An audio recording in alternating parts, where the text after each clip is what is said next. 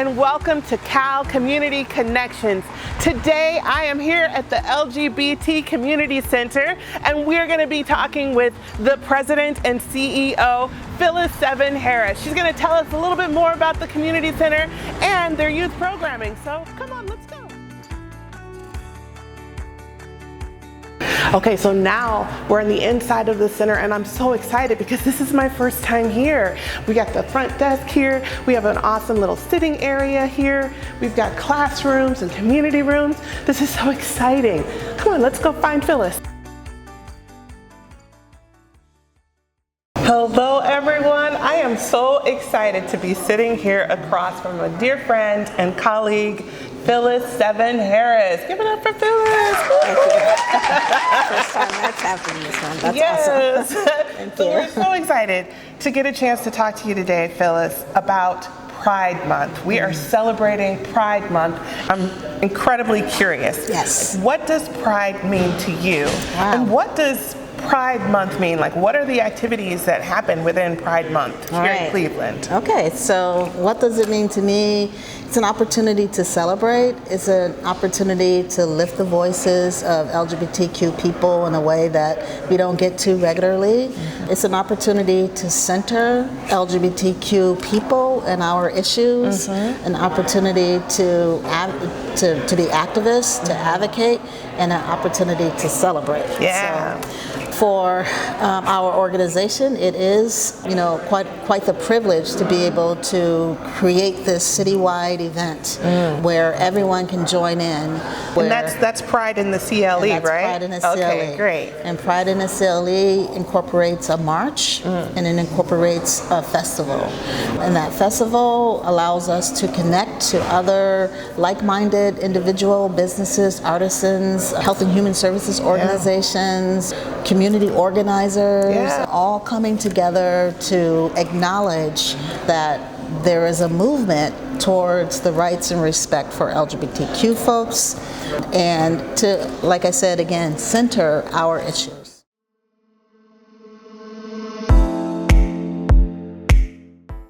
So what does it mean for families as well to be able to come to Pride in the CLE?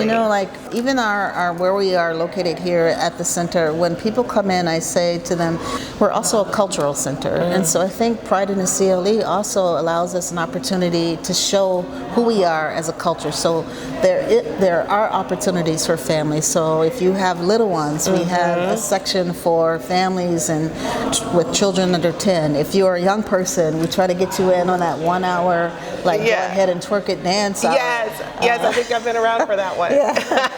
So it means that you can be you. This is your festival. It happens once a year, and luckily it happens the whole month. And so there are other Pride celebrations that take place, in Geauga, in Lake, in Lorraine, Cleveland Heights, Van Aken, but Pride in the CLE is a citywide event. People come from all over to participate. So whatever your family makeup, whether that be your biological family members, whether that be your family of choice, Pride in the CLE is a place for you.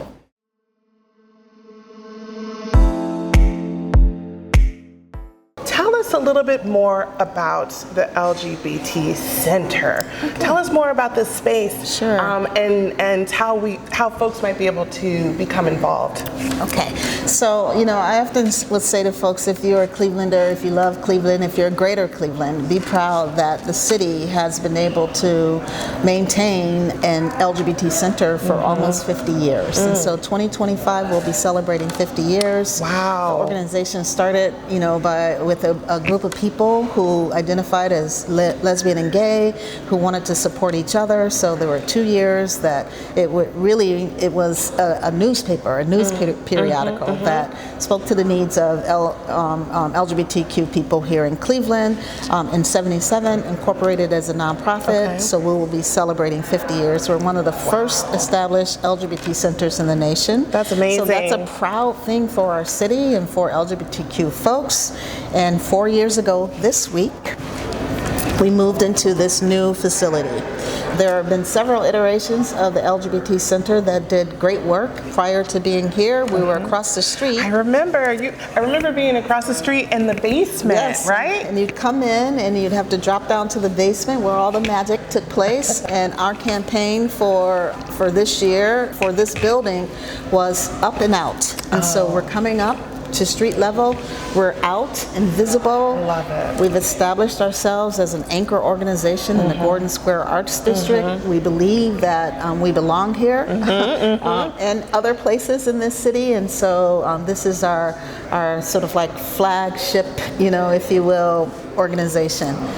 When folks step off of Detroit into our building, as I mentioned, you're stepping into queer culture, LGBTQ culture. It is a community center. It is a cultural center. We provide programs for our young folks. We provide programming for our elders. We get old, and people sometimes forget that. We do get old. These are my glasses for me getting older. Right. We also provide programming for folks who are trans and non-binary. We provide support groups. There's an AA meeting that meets here. There's a NAMI meeting that meets here. There are all sorts of other affinity groups that utilize the space here. So access to the center is relatively easy. We want it to be that way. We want this to be a welcoming and affirming place. And so, volunteers from our volunteer board members, people forget that board members are volunteers, to folks who go through our volunteer orientation to learn how to greet people at the front desk, how to give tours of our building so folks know what they have access to. There's no guessing, that this is your center.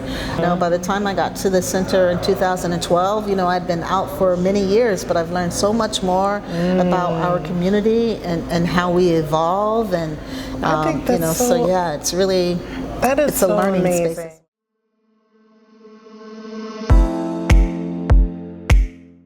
I'm so curious to find out, what is the Q Youth program? Yes. So QU is a program that is designed to support LGBTQ plus youth.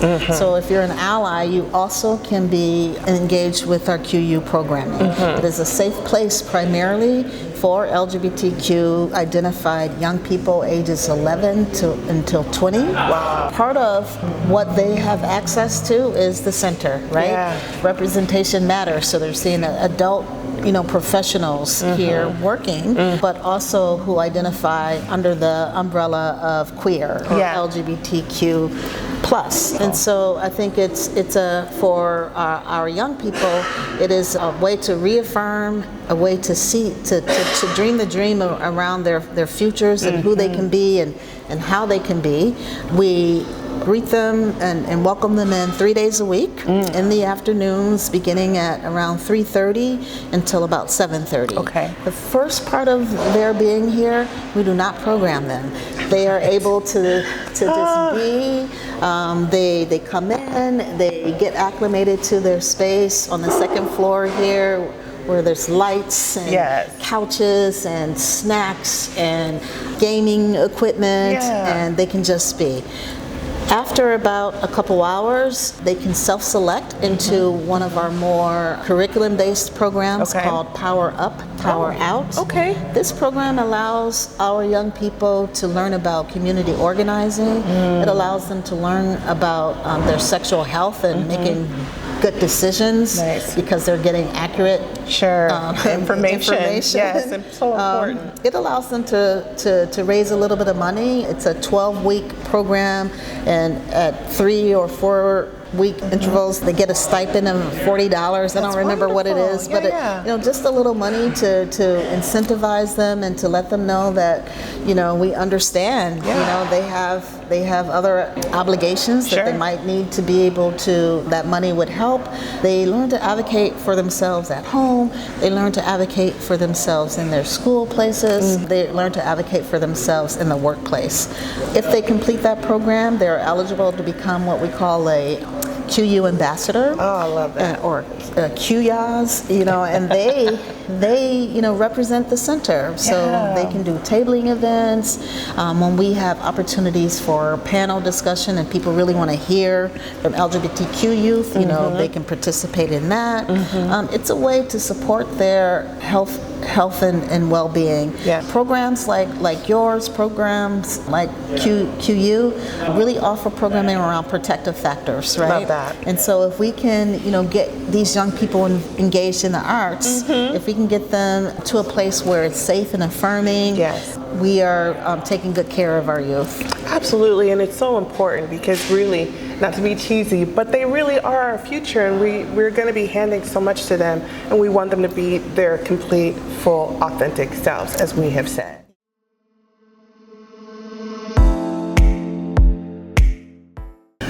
So you're giving us all this amazing information about your partnerships. I love hearing that. Tell me about your partnership with CMSD, the Cleveland Metropolitan School District, and the School of One. I've heard amazing things. Tell us a little bit more about that. The School of One is a program that has existed within the CMSD, I don't know for how long, but before we... for a while then. Before it came here to the center. Okay. The way that School of One works, it's for high schoolers, right, and so the students who participate can obtain their high school diploma. Okay. It is an alternative program for kids who didn't do the best or don't do well in the mainstream setting. There are additional supports for the students of School of One around getting connected to resources that they might need if the student is behind in their grades, and they will work with them, and there's an opportunity for them to receive their high school diploma. So 90% of the students at School of One who participate are identified as LGBTQ. It's open for everyone. So 90% of them do, but some don't. There are two separate cohorts for the School of One. Some of the work is in class. The work can also be online. Some of it, I think there's a mix of it. That's great.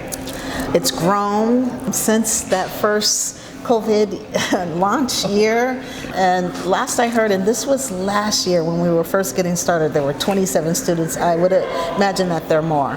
One of the stories I really like to tell about the School of One is I'm on social media on Facebook, and I get an inquiry about a family, a mom who has 2 trans children and who is leaving her state, trying to find a place for her kids to go to school without being marginalized and discriminated against. And I'm able to type, come to Cleveland.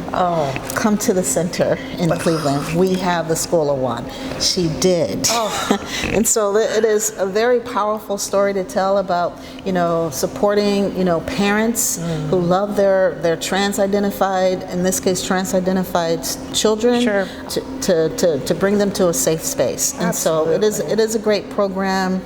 We really do appreciate the opportunity to better serve the community through the partnerships that we establish. We can't do it well without the partnerships that we have. Absolutely. And so it's really a beautiful one. I'm just loving that story, because there really is nothing more important than having a safe space, because that's how young people learn, thrive, grow, develop into amazing young adults and adults. But we got to give them that foundation. They have to give them, and they see us here, so they come to school at the center. They can get connected to QU programming. They can get connected to all the other center offerings we have here. Absolutely. And it really has made a difference. Oh, well, I love hearing about that. Thank you so much for sharing. So now we know. Thank you. School of One at the center.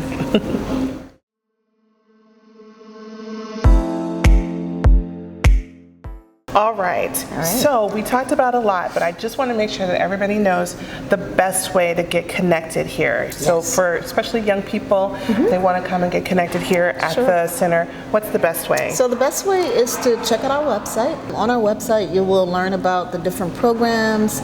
You're able to see what time QU is actually offered, and all you have to do is show up.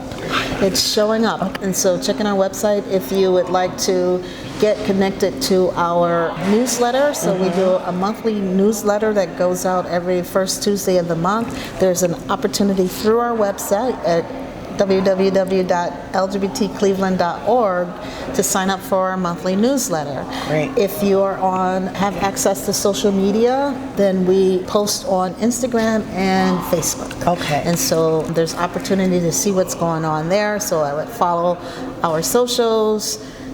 Drop in. We're here Monday 10 to 8, Wednesday, Thursday, Friday 10 to 8, and Tuesday 10 to 6. Drop in. We're also here every fourth Saturday of the month, 10 to 2. Drop in. If there's other opportunities that you would like to utilize the center for a group of people or meetings, we can arrange. We have the keys. I love that. That's fantastic. I could open it up, and as long as we have 2 staff people here, there's access to the center. I love that.